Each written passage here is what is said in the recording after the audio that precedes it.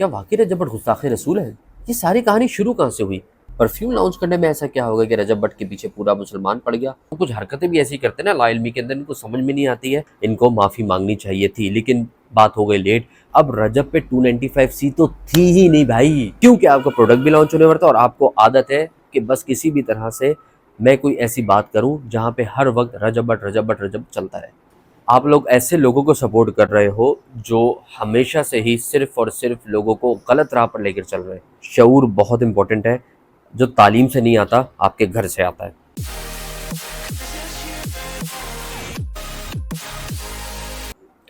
क्या वाकई रजब भट्ट गुस्ताखे रसूल है?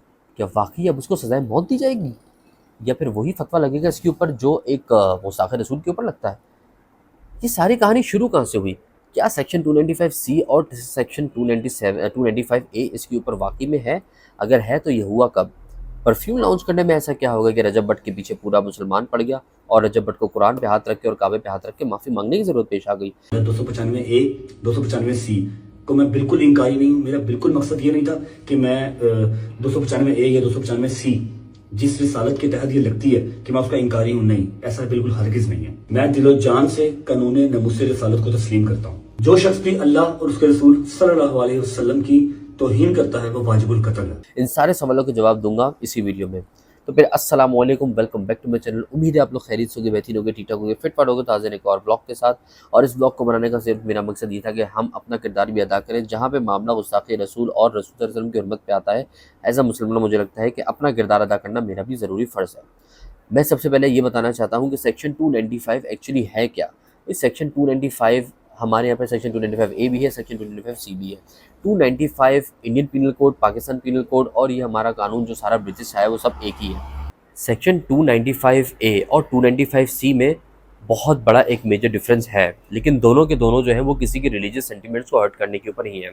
इंडिया में भी यही है, पाकिस्तान में भी यही है। वहाँ पे 295C नहीं है, वहाँ पे सिर्फ 295A ही है, जो इनके रजब भट्ट के उस्ताद मोहतरम सिद्ध मूसेवाला के ऊपर थी। होने की वजह ये थी सिद्ध मूसेवाला के ऊपर भी कि उन्होंने भी अपनी किसी मजहबी कोई खातून थी, उनके किसी किस्म की इस हवाले से ही उनकी कोई तौहीन करी थी, जिसके ऊपर उनकी कोई रिलीजियस सेंटिमेंट्स थे और वो हर्ट हुए लोगों के, तो उनके ऊपर 295 लगी थी। उसके ऊपर उन्होंने गाना लॉन्च किया। रजब भट्ट ने उस गाने से इंस्पायर होके अपने ऊपर जब 295 लगी, तो कुछ हरकतें भी ऐसी करते हैं ना लाइल्मी के अंदर, इनको समझ में नहीं आती है कि खुद ही आप मुझे मार वाली कहानी कर रहे हैं। 295 रजब भट्ट के ऊपर थी ही नहीं पहले कभी। 295A इसके ऊपर लगी, जिसमें इसको रीज़न बता देता हूँ। इसने हमारे मसीही बरादरी का थोड़ा सा एक जोक क्रैक करके उनका जो है वो दिलाजारी करी थी, जिसके हम भी खिलाफ थे कि इन्होंने यम रजब ने वो गलत किया। ना उत्ते सिगरेट पी रहा नाल बोतल पी रहा ते पुलिस वाला डाला है तो उन्हें कहा चल बह चलो नहीं पता रोजे के कहता भाई ऐसी साई हुंदी। इनको माफ़ी मांगनी चाहिए थी, लेकिन बात हो गई लेट। हमारी मसीह बरादरी ने उनके ऊपर कर दिया केस। लाहौर, मुल्तान और कराची में भी इनके ऊपर केसेस चल रहे हैं। ये पेशियाँ भुगतने के लिए कराची भी आए हैं। अब जो 295C है वो थोड़ी सी 295A से डिफरेंट है। सेक्शन 295A और 295C के अंदर जो डिफरेंस है मैं वो भी आपको बताता चलूँ। सेक्शन 295A जो है वो किसी की भी रिलीजियस सेंटिमेंट्स को हर्ट करने का नाम है। उसके खिलाफ जाने पे ये आपके ऊपर दफ़ा लगती है। 295C जो है वो लगती है जब आप हुर्मत रसूल, तौहीन रिसालत, इसके ऊपर काम करते हो, इसके ऊपर कोई बात करते हो, इसके ऊपर कोई हरकत करते हो, कोई पोस्टर बनाते हो, कोई खाका बनाते हो मोहम्मद सल्लल्लाहु अलैहि वसल्लम के बारे में, कुछ भी ऐसी चीज़ जो मेरे नबी पाक सल्लल्लाहु अलैहि वसल्लम के खिलाफ जाती है, उस पर 295C लगती है। तो ये दो चीज़ें थी, ये आपको पहले क्लियर कर दूँ। अब रजब पे 295C तो थी ही नहीं भाई।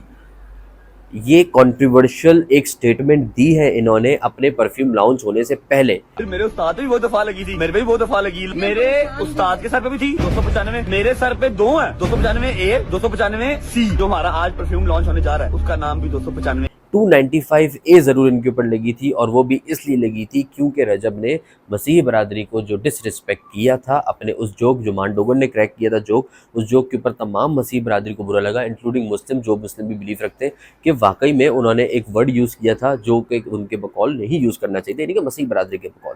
अब वो वर्ड यूज़ करने के बाद इन्होंने माफ़ी मांगी, लेकिन ट्रेन जो थी वो छूट चुकी थी, केस इन पे हो चुके थे। अब वो पेशे तो भुगतनी थी।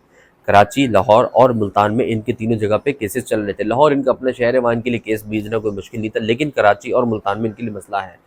अब 295 इनका परफ्यूम इन्होंने ऐसे ही लॉन्च नहीं किया, इसकी पूरी एक कंट्रीब्यूशन मेरे हिसाब से इन्होंने सेट करी होगी डेफिनेटली, क्योंकि जब 295 लगी और 295 रजब भट्ट के जो उस्ताद हैं सिद्धू मूसेवाला उन पे भी लगी हुई थी। जैसा मैंने बताया कि सिद्धू मूसेवाला का भी यही मसला था कि उन्होंने भी रिलीजियस सेंटिमेंट्स को हर्ट किए थे अपने सिखिज्म और बाकी किसी के, शायद जिसकी वजह से उनके ऊपर भी ये 295 लगी थी और उसकी वजह से उन्होंने 295 पे गाना लॉन्च किया था।